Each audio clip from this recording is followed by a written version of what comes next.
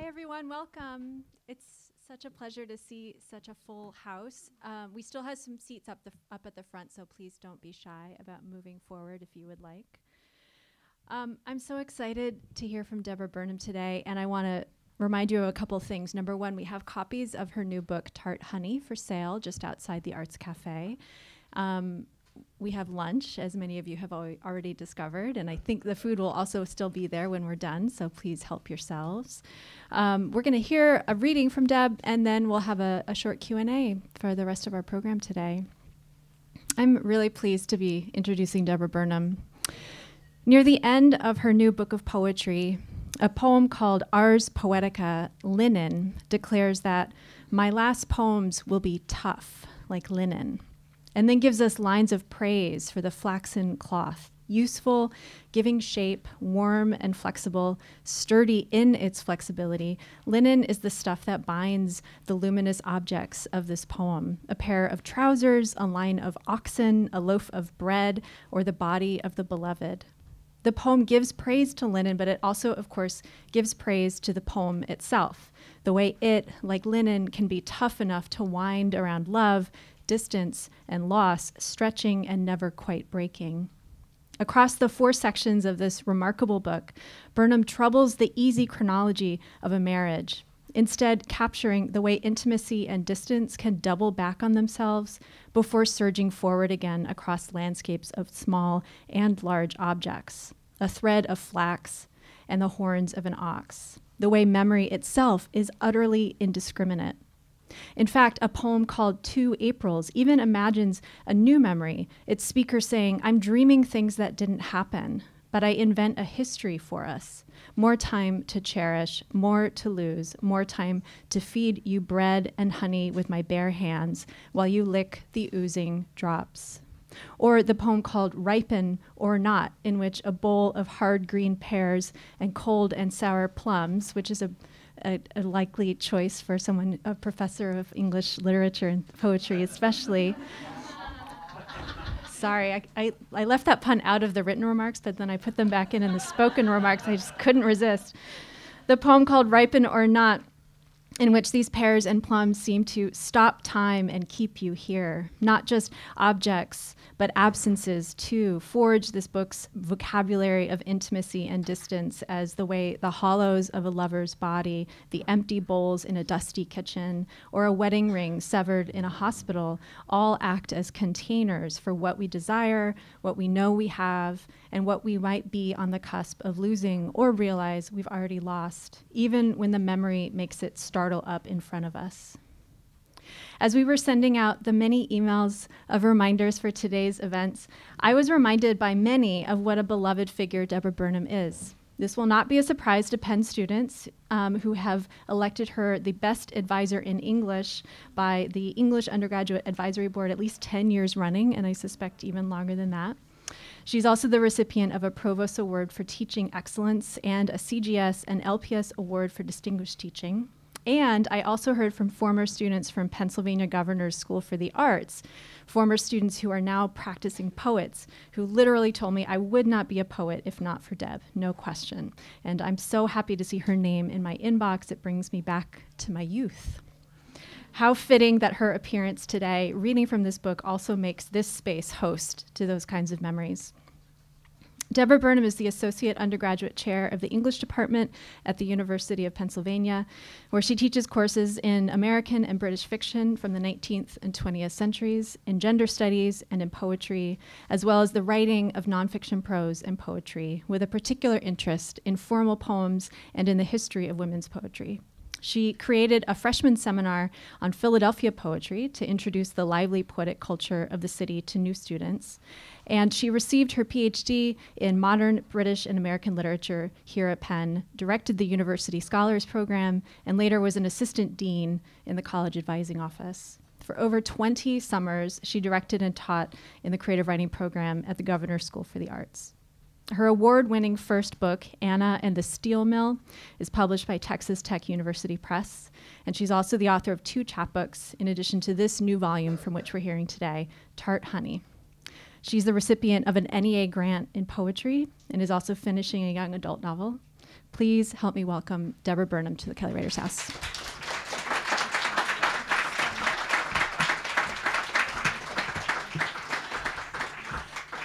I am totally amazed. I really didn't think anybody would come. So,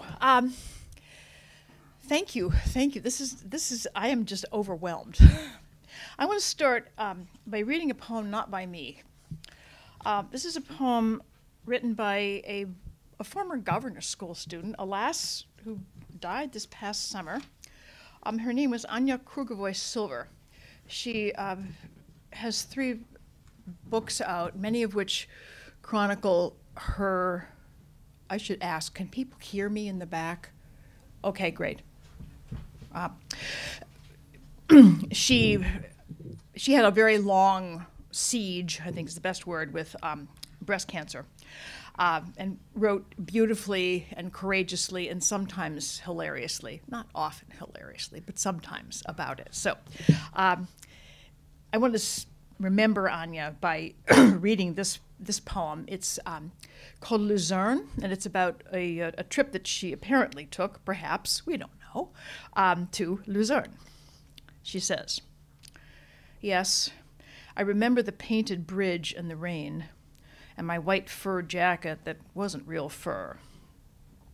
Yes, I remember the castle ramparts, cafe umbrellas open between showers, the apple cake, and Picasso's.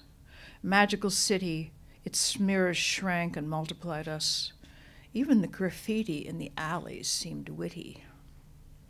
But I think my smiles were false. I think I was tired. I wanted to stop walking and pretending to be happy. All that beauty, and yet I limped as though I'd cut off my own heel to fit another's slipper.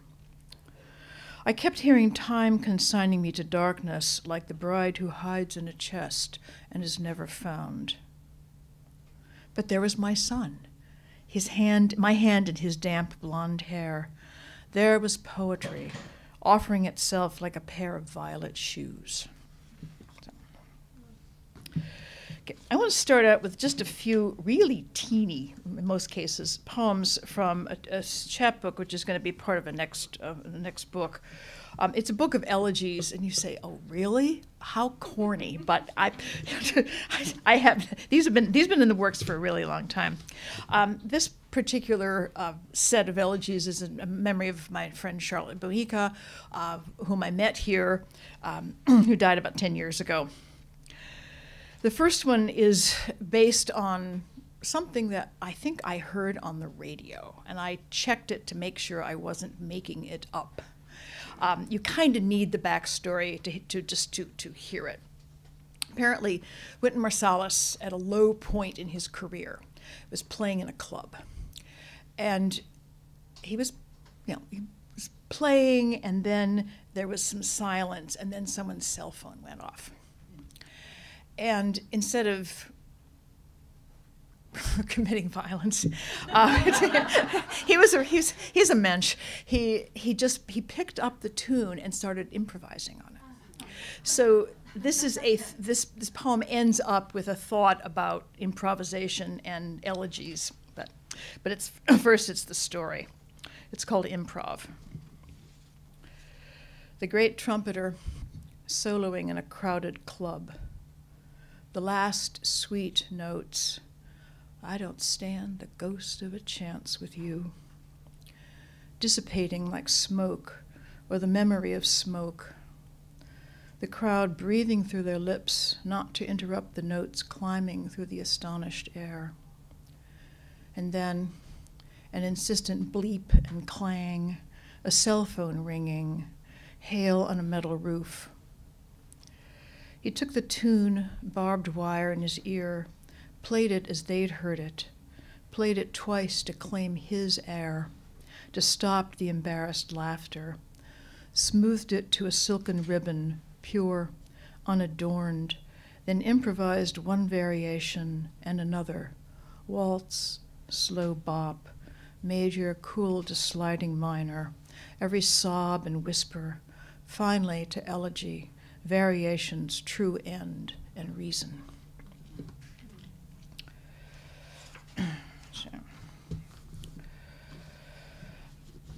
The dominant metaphor, did I really say that? in Tart Honey is distance. And alas, the dominant metaphor in this series of poems is distance. My friend Charlotte lived in Seattle when she was ill. And by the time I realized, or actually several of us, her friends, realized that we should go visit her, it was too late. She was just too sick to have visitors. So some of these poems meditate on that. This is called Silk. Kids spin across the playground wearing capes from silken thrift shop skirts, black, persimmon, ochre, gold, their bodies lighter in those frail wraps. Silk lightened the soldier's falling body, billowing, slowing his plunge, silk that sometimes tore, but not till it saved him. My mother made an infant jacket from a torn parachute, silk the color of a blooming peach tree. It saved me from nothing. Silk's the very definition of soft desire, like a body through a silk chemise, the outline faint but unmistakable. What if I sewed silk garments that you'd wear the rest of your diminished life?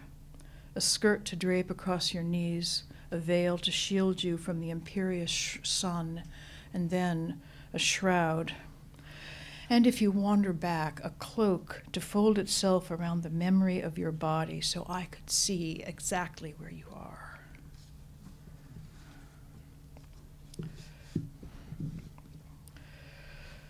This is called Remembering You.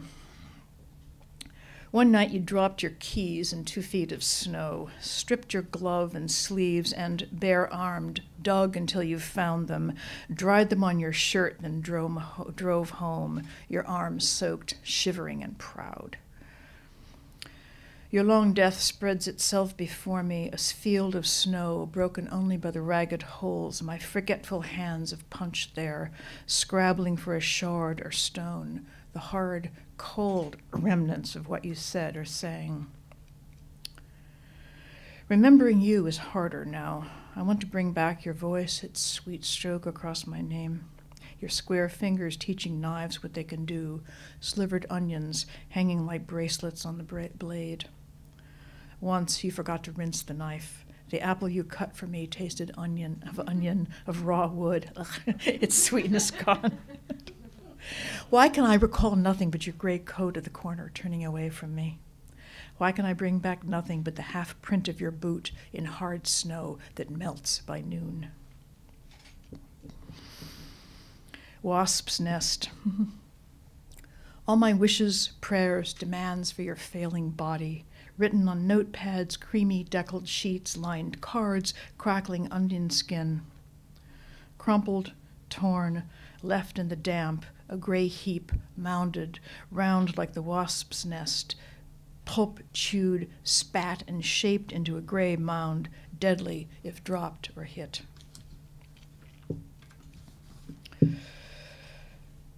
Abandoned first lines for the last poem.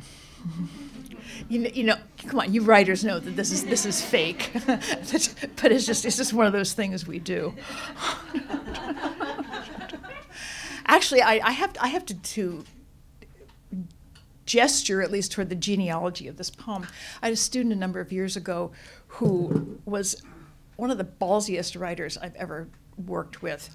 She said, I want to do my senior thesis. I want to do a crown of sonnets. And I said, say what? Because what she had to do was write a sonnet and then take line 14 and make that line one of the next one and keep on, and she kept on going. I was just amazed. They were actually very good poems. The last one, this series of poems traced a woman's decline through, from adult, well, actually from infancy, but then, ascent and then descent into dementia. And the last poem was mangled lines from previous poems because the speaker was demented, and it really worked. Okay, abandoned first lines for the last poem. I wrote names for the daughter you never had. The last meal we ate was mostly bread. The last meal we ate was mostly wine. You said you would not be brave. I wanted to make you a blue linen dress. You said you would not be afraid of death.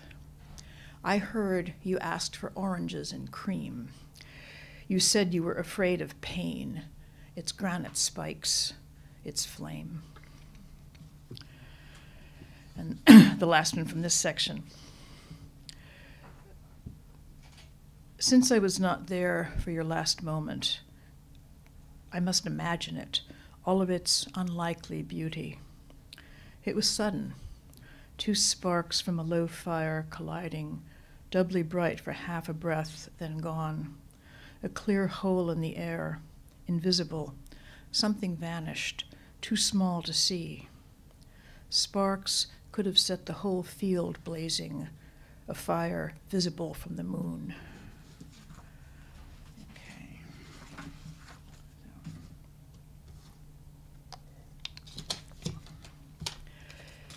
So, no book gets born by itself. The person who's the primary midwife for this book is my friend Jean Walker. She and I have done work in progress for a whole lot of years.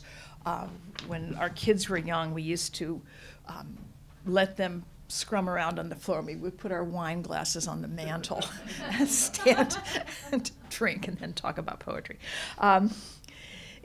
I'm just deeply, deeply grateful to her for telling me, no, you don't need to say everything 3 times. I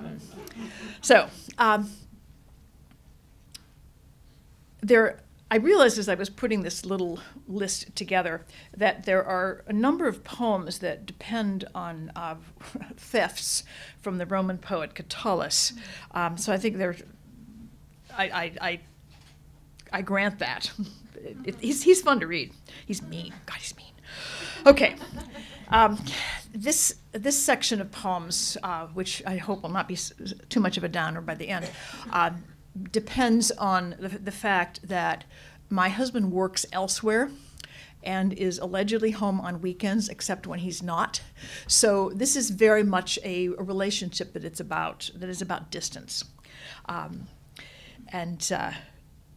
So there's that. Okay, one more. This is one more kiss. Catullus, wondering how to count the kisses that would satisfy his lust for Lesbia, suggests a number. The grains of sand between Jove's oracle in Egypt and some tomb in Libya, or, less original, the number of fields of stars that try to light their furtive love. We've loved so long, I forget what furtive feels like.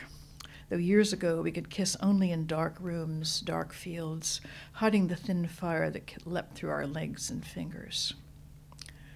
Now it's one brisk public kiss that makes me think of those I won't be tasting for a week or 3, that short kiss in airport traffic, stolen while the cop stares, one brush against your earlobe and then one more, quicker, drier than our first, perhaps our last, this last thought unthinkable, the necessary single star once so far away, now right above us behind the waning moon.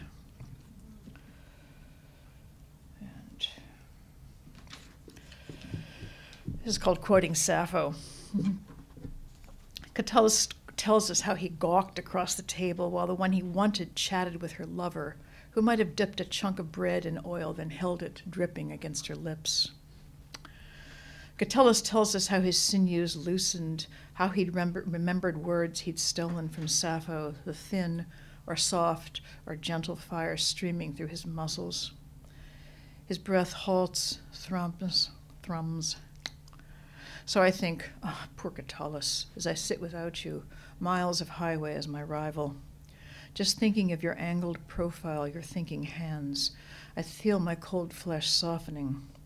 And I warm myself, make my breath stop or leap, remembering that sweet Sappho knew exactly how the tongue fails, flailing across words like fire and rush, sitting close to one she loved, far from saying what she meant or wanted.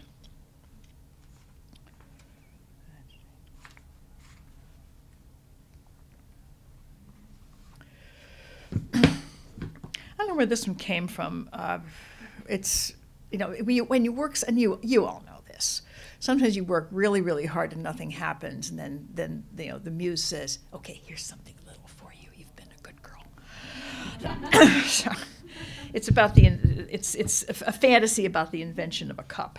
So, she invented the cup by bending towards a stream, hands curving in an open shape that no one called a cup yet, bringing cold green water to her lips, sucking it like air, like our first kiss, secret, gulping. Soon she saw cups waiting, clam shells, the half skulls of deer she could pour clean, she could pour clean water on her infant's sweaty head and watch it pooling in his fontanelle. She'd kiss him there, a tiny sip of water warmed by his bones and hair, the way we kissed at first, my arched throat, your curving palms, hollows holding salt and air for us to drink.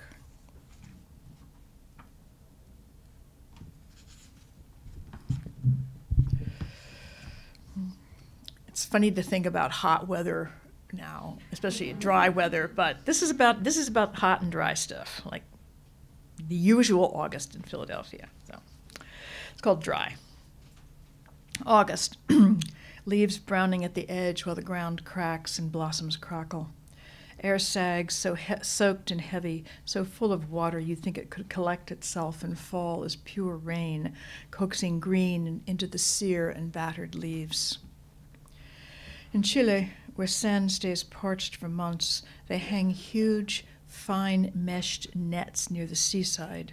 So when the sea wind blows dense fog ashore, it dangles on the nets like wet pearls, then falls in a silvery clear stream to waiting barrels to be poured on corn and beans and a child's dry cup.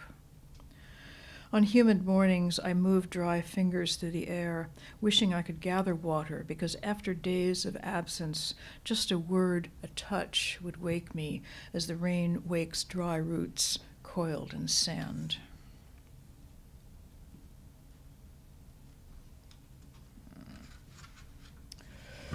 Here's another Catullus poem. It's called Useful. A snarky Roman cites the ancient practice of tossing old men from bridges when they'd reached 60, the age of uselessness. You can't make this stuff up. Sorry. Women, even daft and crippled, were of use. Families kept them to peel onions and hem shirts. Our county home housed 90 men, 2 women. I'm thinking about useful because you, my love, turned 60 in the spring.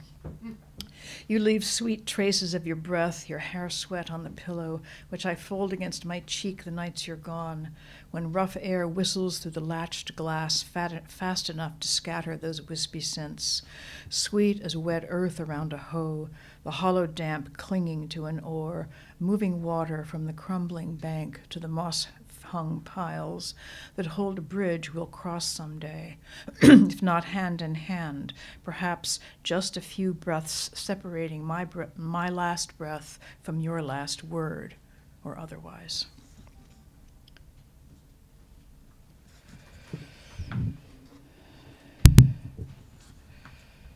New widow. Because women in my mother's family live more years as widows than as wives. They could write a manual for the first years of grief which come without directions. You must do everything yourself at once. You must pay for all the air moving through the house, though there's only one of you still breathing. You must unfold the crumpled air to loose the tombs, he murmured. Let them float into the wavering curtains to dissolve like dust in rain. You must fix the tap where a cold string of water hangs. It tastes like him, his hands and hair.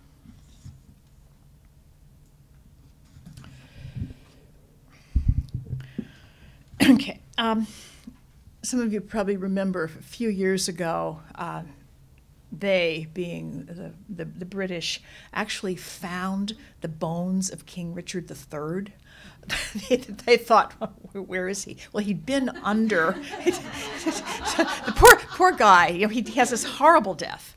And then they stick him under, they stick him in a churchyard, and then it was asphalted over.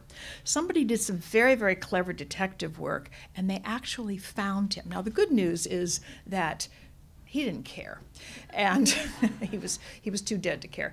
And they were able to identify him because his spine looked like that. He's been given a very proper burial by now. So this is an obad, a morning song, thinking about Richard's bones. My morning song's directed toward the sun. Slow down. Let darkness blanket us until we're weary of each other's skin, tumbled in our clean bed, our S-curves sliding into one another. The room's still dark, but not as dark as Richard's grave where his bones lay 600 years, compacted under clay and tar. Spine in the S-curve he was born with, nature's error, nurture's victory. He lived with what he had not, as we do, living with absence, distance, a skewed normal. Widowed Richard had no one to beg the sun, slow down, no one to keep him lying half asleep on his last morning, no one to pray for hail and rain ruining the field, to keep his skull safe from blade and arrow. Richard rose that day with work to do. He could not linger floating on his martial linen, probably stained dust gray. He rose. Spiked sun might have bored into his eyes. Perhaps he blinked, saw a field of white, bleached sheets, pale roses, anything but the flash of steel. Blinked, as I do, out of sleep into now, farewell, my dawn song, praising the sky that flares to white, dawn that comes with its bright burden, whether I sing or not. Okay. Just a couple more. This one was called If Ever I Would Leave You, and it's really not a reference to the song from Camelot. Sorry. It's just a lovely, lovely song.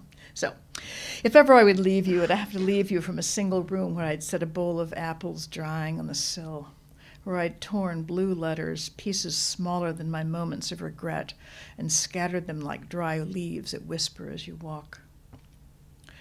I'd have to stand alone and chill in a tall gray station, trains filling the air with steam, travelers who speak their darkening farewells in words that fall against my ears like rough birdsong. If I left you, I'd have to wait for days while trains filled with crowds of damp gray coats. If you came searching, my dress would turn gray. I'd be invisible, holding nothing but a parcel wrapped in twine, strand winding around strand, protecting what's inside, the hollow, foreign air that chills a kiss or choked farewells. Okay. Enough of that sad stuff. Just a couple more. This poem reminds us of that fabulous movie Apollo 13, where there's a scene where it's after he said, "Houston, we have a problem," and they've got a big pile of stuff that's tumbled out of a cardboard box, and this is all that they have on the ship, and they have to figure out from all that stuff how to fix what had to be fixed, and included in that, of course, was a roll of duct tape, which I think was the thing that was most effective. Anyway, so it's called Eking Out. I watched Apollo 13 with you, marveling at the ground crew's loving calculations, how much air and power they had per day, per hour, after the broken ship exhaled a shimmering cloud of oxygen into space, which does not need to breathe. Such useful lessons. How to use them now. On Friday nights, you're home. I have you for 2 days, 3 nights, just 60 hours to divide among my hands, my lips, back, belly, trembling arms, each part ravenous, snatching its full share. Okay. Cornbread. Tonight I'll eat alone because in the tug of war between Liebe and Arbeit, love and work, work has pulled you north, me south, so I'm sulking on my solitary couch, eating cornbread doused with milk. Remembering the widow next door who ate milk and cornbread every night, finding what would suffice, though I'm sure he never said suffice. The Aztecs called themselves the golden people of the corn because the kernels, plump with their sweet milk, made them like gods, hot yellow as the sun, stretching to the milk-white sky. So I heap my sky-blue bowl with god food to fill my heart and gut. That widower spent 40 years learning what's enough compared with what he had, and, praise be, he really said, they were the same. The paper-hatted quart of milk, the 10-cent box of Jiffy cornbread mix, good for a day or more, pale yellow sun, enough to sustain a god, even when he's alone and hungry. And last, it's called Here and There. When you're gone, I watch love smiling on itself, kisses on the bus, loud embraces in the train, fat ochre fish in the stream of gratified desire. I'm the cormorant, your absence a tight ring around my neck, no room to swallow fish of any size or water, just the empty air. When you're away, I sleep on your side of our old bed. Perhaps that side will sink like the stretch of meadow where an old horse naps on a damp afternoon, lowering its heavy bones to the shallow bowl where the tough grass bends. When you come back, the moon cracks like a silver melon dropped on granite. We are two moons hanging in the dark, circling the cadmium of melon fire, the sunset's peach and ochre, a light that will return. Thank you.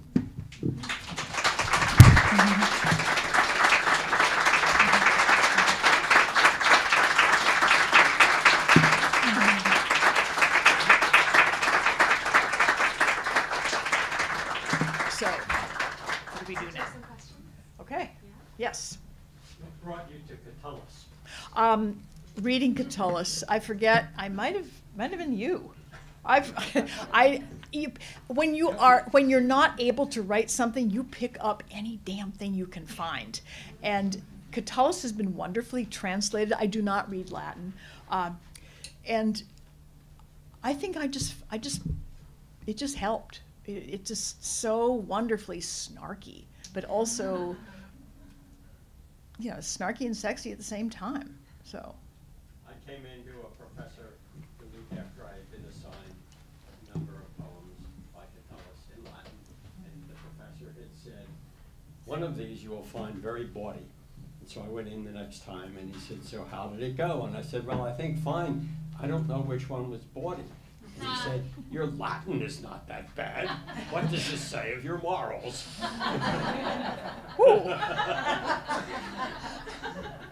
Thank you. So be careful. I will. I will. Yes. Yes. This is all made up anyway. Another question.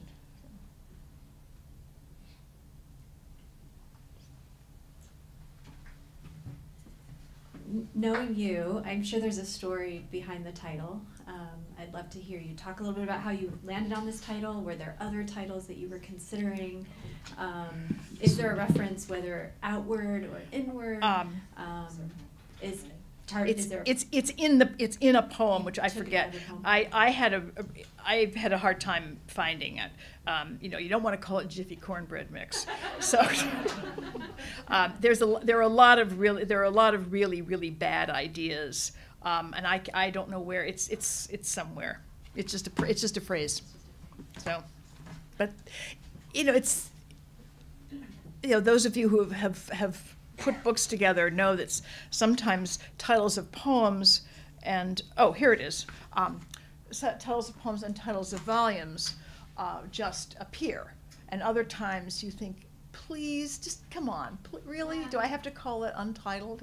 So anyway, this is the I won't read the whole poem, but it's called Monday through Thursday.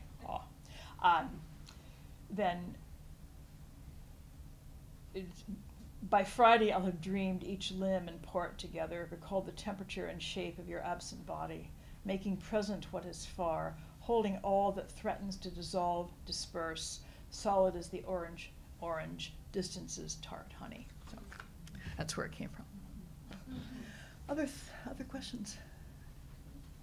Jen? No. Okay.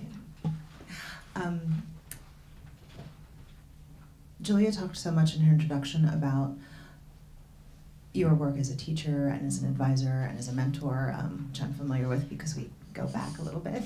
And there's this thread throughout that, though, of your own work and your own practice. And I was wondering if you could talk a little bit about how your poetry practice has changed or hasn't changed over the years, and how it's different now from when, maybe you were writing 10 or 20 years ago. When I was writing 10 or 20 years ago, I had a full-time job, a part-time job, and a kid. And I only have one. And you've got, what, two?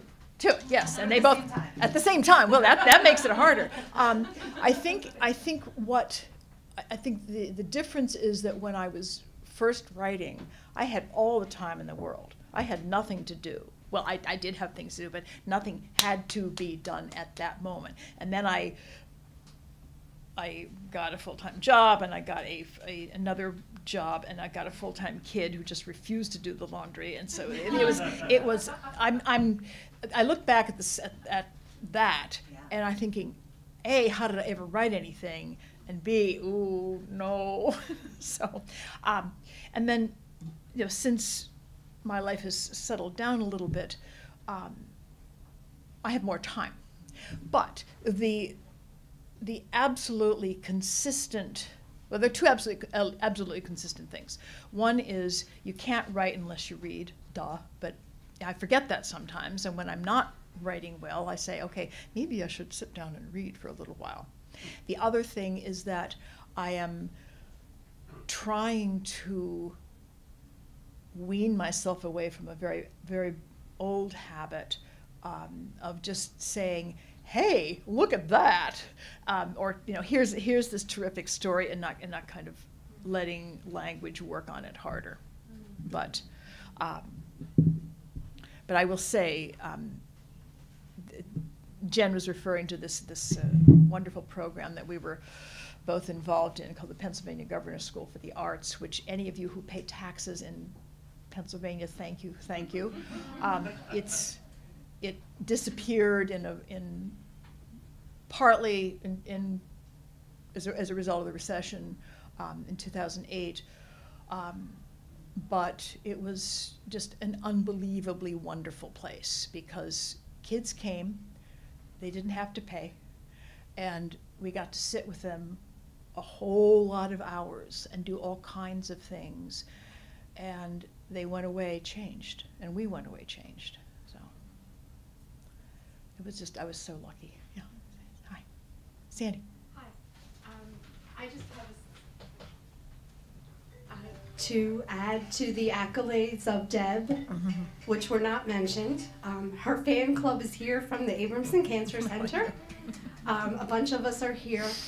So nice, thank you. My story of Deb is about 20 years ago. I'm an English major from Penn graduate, and non-traditional adult student in the evening, and Deb was my professor 20-some years ago.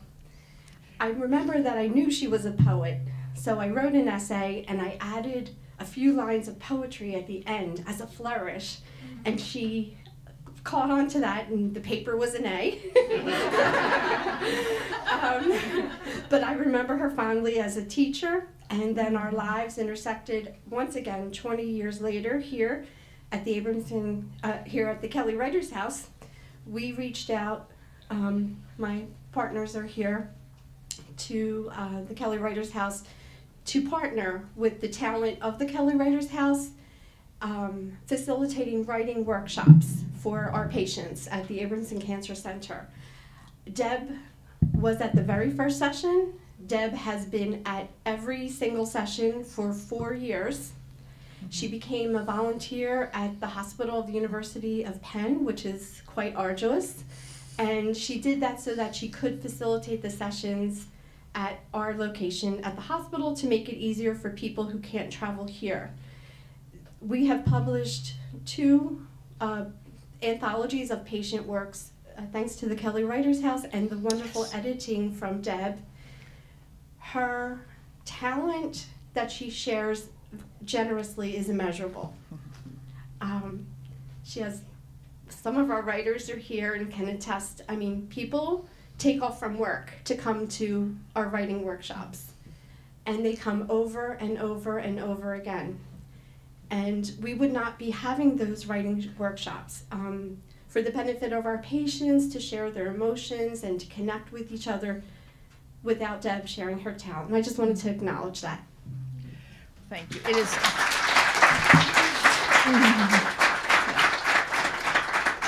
is. It is truly an honor to do that work. I love it. So, other questions? Yes, Joe. Thank you, Deb. Thank you. It's just such a pleasure to hear you read. But I was wondering, has your husband read Tart Honey? Yeah. Yes. At what stage, and what did he think? I studied. He's an image guy. I showed it to him after it was done, but before it was printed, and he said, "Yeah, I get it." So, yeah. But that is an interesting question, because sometimes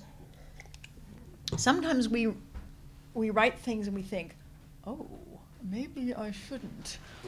My all-time classic example of that is actually another governor's school student who wrote a story, and actually it was not a story, it was a piece of creative nonfiction, about something that happened in her family. Her mother very much wanted to adopt another child. They had 2. And the rest of the family wasn't so keen on this. But Mom said, "I'm doing this." Okay, fine. So Mom went to Peru, got off the plane in the middle of a revolution. 5 months later, she came back with this little child. Meanwhile, her 2-year-old had refused to change his clothes, or he tried to refuse to change his clothes until Mom came back, which is a little difficult because he was getting bigger and the clothes are getting really stinky. So the much older sister did a great deal to kind of help keep the family together. So she writes this fabulous story, which is pretty much entirely autobiographical. And she thinks, well, I'm never going to show this to anybody. But foolishly, she enters it in the Scholastic Writing Contest, and she wins. And you can see how this story is going to come out. So she's opening this envelope from Scholastic, and she says, "Oh crap!" And so her mother says, "Oh, let me see that." This mom didn't do real well with boundaries, so she takes them and says, "Oh, how wonderful! Can I read the story?" And Mara thinks again, "Oh crap!" So she goes upstairs, pulls out an old story, and shows it to her mother, and says, "See?" And I saw her a few years later. I said, "Hey, did you ever show your mom that story?" She said, "Nope." So, but that I didn't feel that I had to do that with these. Now, is there some self-censorship that goes into the? Who knows? I don't even know what I'm thinking when I do that. But I think for a lot of writers that is a major concern, especially crisis writing, coming of age writing. There's some things that are yours and they do not belong to anyone else, even if that else was a major player. And it's something that we have to think about. So. Other questions?